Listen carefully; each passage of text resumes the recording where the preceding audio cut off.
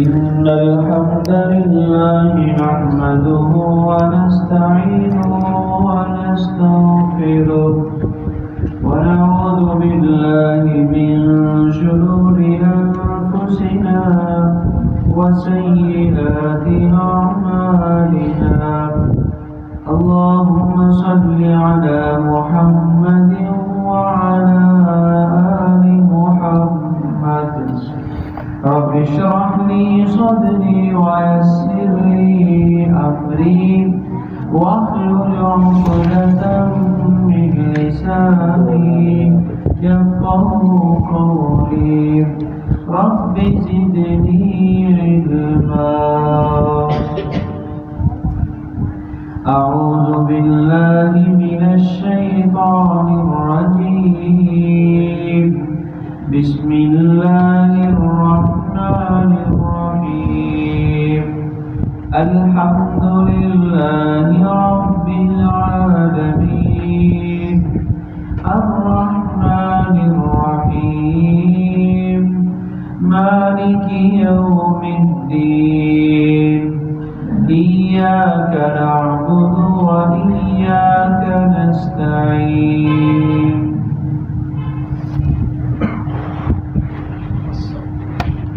جی بھائی کوئی ترجمہ کرتے ہیں بسم اللہ، اللہ کے نام کے ساتھ شروع کرتا ہوں.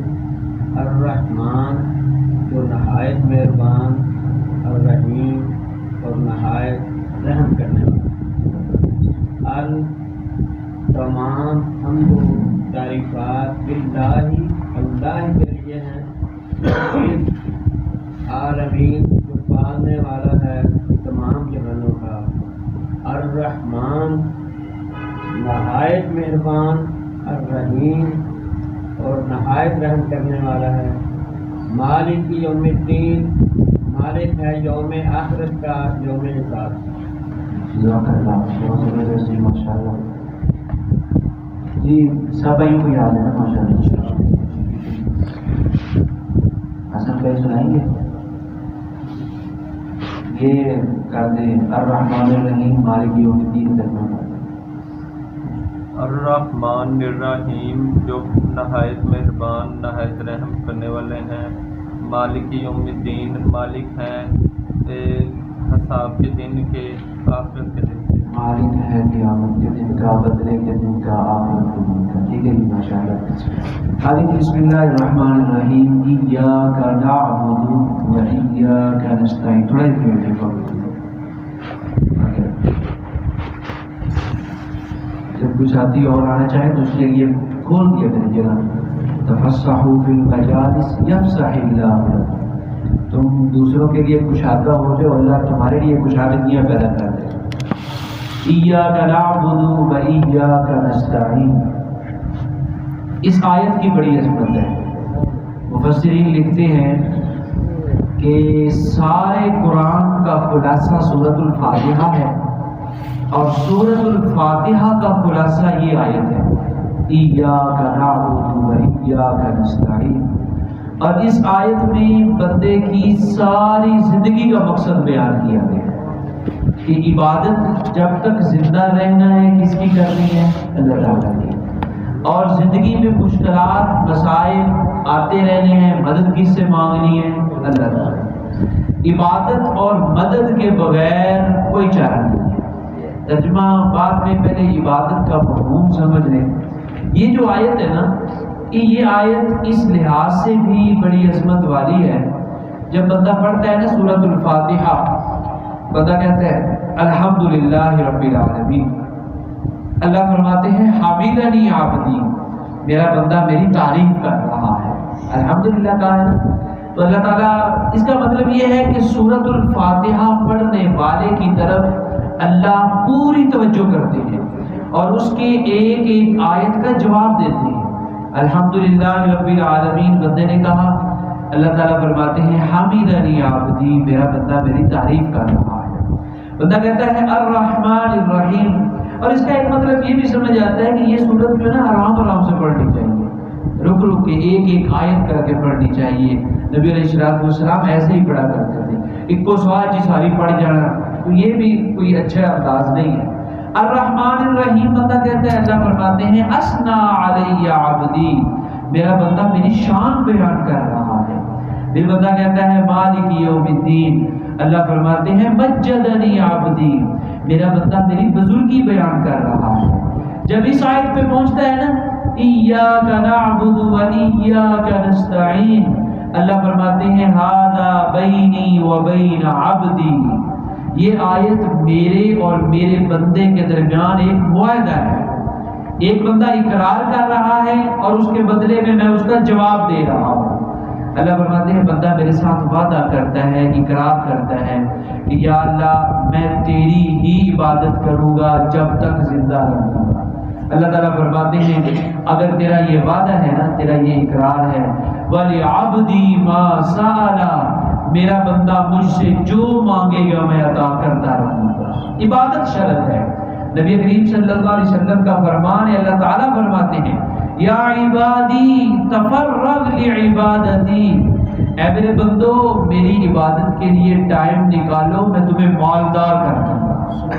ہم نے عبادت کو رکاوٹ سمجھا ہوا ہے مالدار ہونے میں نا، کہ اگر ہم عبادت کو چلے گئے تو مالدار نہیں بنیں گے۔ اللہ فرماتے ہیں عبادت کرو گے تو مالدار بنو گے۔ تو یہ اللہ کا معاہدہ ہے، اللہ تعالیٰ بندے کے ساتھ ایک وعدہ فرما رہے ہیں کہ تو اگر یہ ارادہ یہ وعدہ کرتا ہے تو میں تیرے ساتھ وہی کروں گا۔ عبادت کہتے کس کو ہے؟ عبادت ہم اپنی مرضی سے نہیں کر سکتے، یہ بات مسلم ہے کہ وما خلقت الجن والانس الا لیعبدون، اللہ نے ہمیں پیدا اپنی عبادت کے لیے کیا ہے۔ وہ الگ بات ہے کہ ہم نے مشن اور بنا لی ہے، اللہ نے اپنی عبادت کے لیے ہمیں پیدا کیا۔ اب عبادت کرنی کیسے ہے؟ جیسے رسولوں نے بتایا ہے نا، اس طریقے کے مطابق اللہ رسول کی فرما برداری میں عبادت کریں گے تو عبادت ہوگی، ورنہ نہیں۔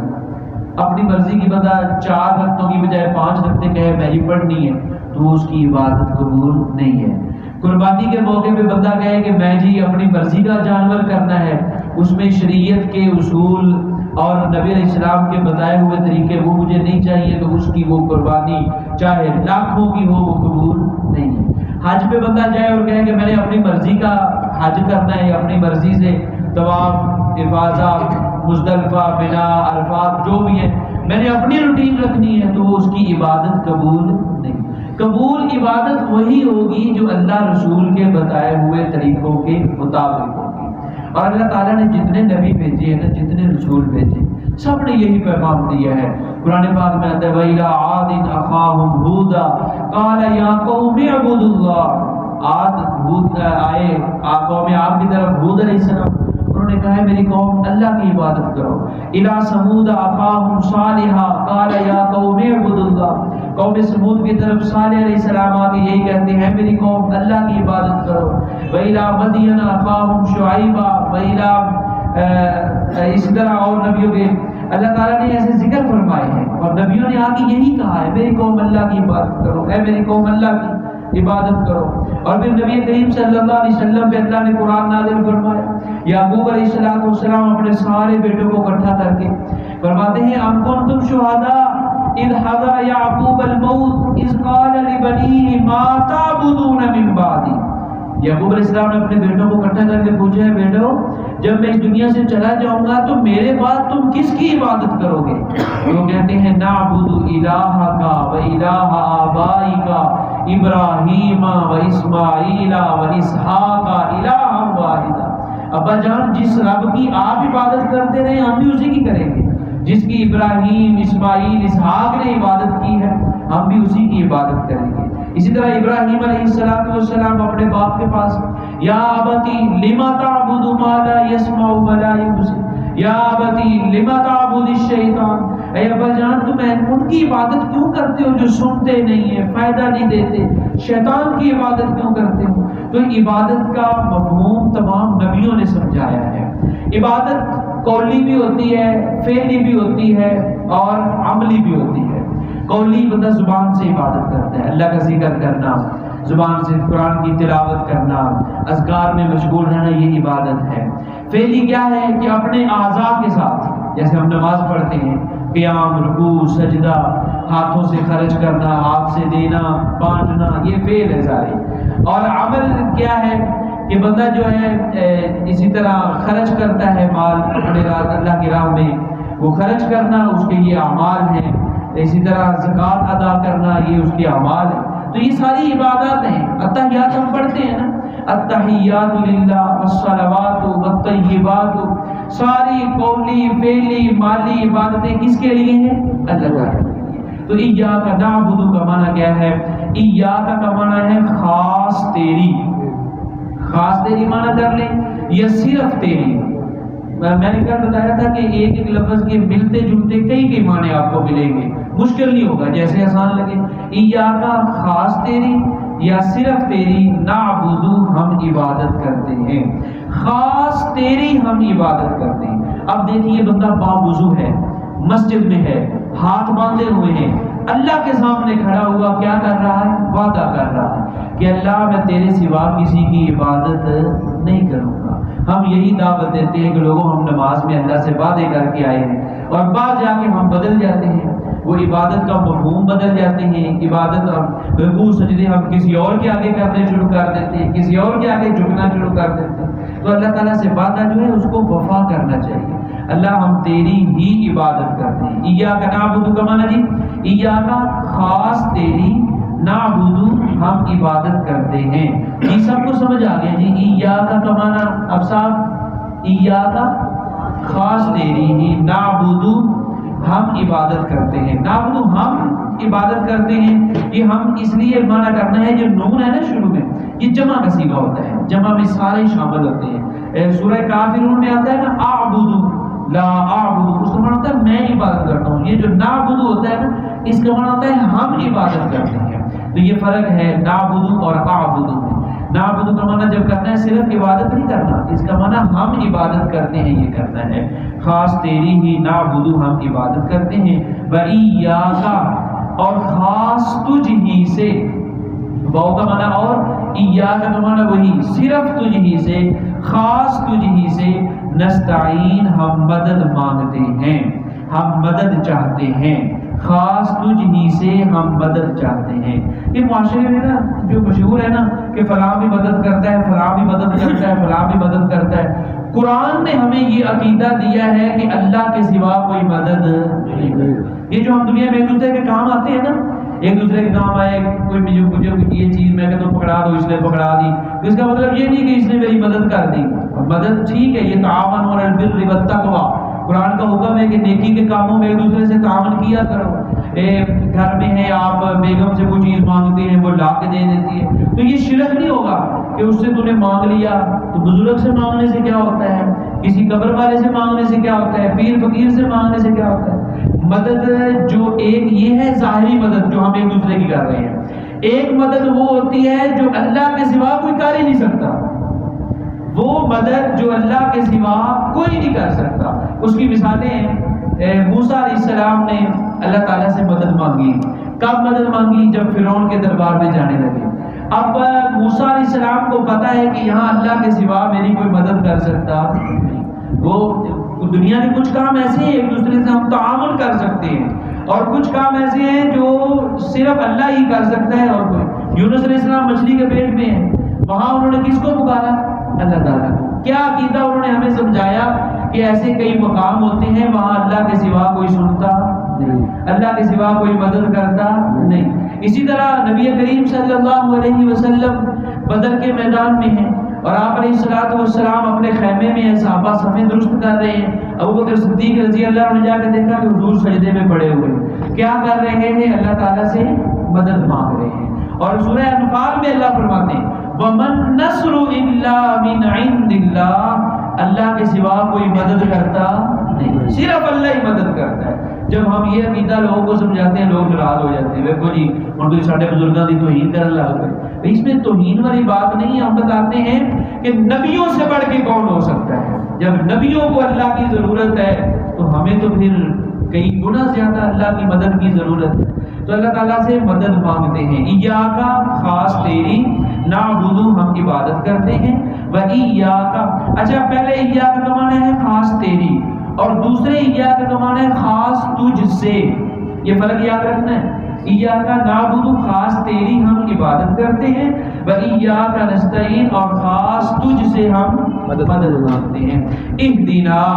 اہدنا کا معنی ہے دکھا ہم کو، چلا ہم کو، رہنمائی کر ہماری. سارے معنی آسان معنی جو لگے. اہدی کا معنی ہوتا ہے رہنمائی کرنا، دکھانا، چلانا. نا کا معنی ہے ہم کو. الصراط کا معنی ہے راستہ. الصراط کا معنی راستہ. المستقیم کا معنی ہے سیدھا. اہدنا دکھا ہم کو، الصراط راستہ، المستقیم سیدھا. اہدنا الصراط المستقیم دکھا ہم کو سیدھا راستہ. صراط مستقیم کیا ہے جی؟ جب اللہ تعالیٰ نے اس شیطان کو جنت سے نکالا تھا نا، تو اس نے کہا تھا لَأَقْعُدَنَّ لَهُمْ صِرَاطَكَ الْمُسْتَقِيمَ. اے اللہ میں تیرے بندوں کے جو صراط مستقیم ہے نا اس پہ آگے بیٹھوں گا، ان کو سیدھے راستے پہ آنے نہیں دوں گا. اللہ تعالیٰ نے کیا کہا؟ اللہ فرماتے ہیں ھذا صراط علی مستقیم ان عبادی لیس لک علیہم سلطان. جو میرا سیدھا راستہ ہے نا اس پہ میرے بندے جب چل رہے ہوں گے تو شیطان تو ان کا کچھ بگاڑ سکتا نہیں. وہاں پھر بندے ٹوٹے ہو جائیں گے، ٹکڑے ہو جائیں گے، سولی چڑھ جائیں گے، جو ہے انگاروں پہ لیٹ جائیں گے، لیکن تیرا کہنا مان کے صراط مستقیم کو چھوڑیں گے نہیں. صراط مستقیم کیا ہے؟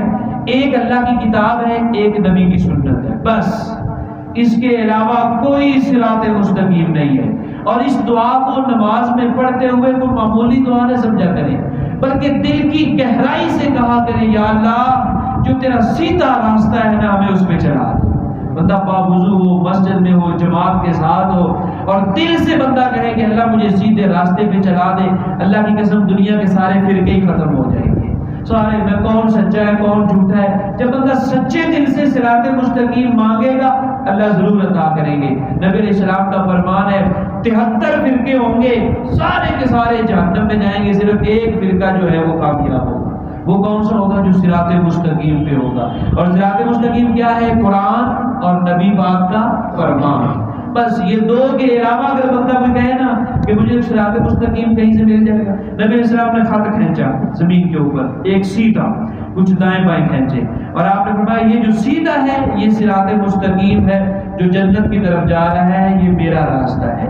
جو دائیں بائیں ہیں یہ شیطان کے راستے ہیں، جو ان پہ چل گیا وہ گمراہ ہو گیا، وہ اور راستوں میں بھٹک گیا. عیسیٰ علیہ السلام کہتے ہیں ان اللہ ربی و ربکم فاعبدوہ ھذا صراط مستقیم.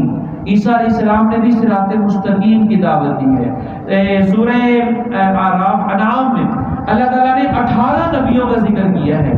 18 نبیوں کا ذکر کرنے کے بعد فرمایا اجتبیناہم وہدیناہم الی صراط مستقیم.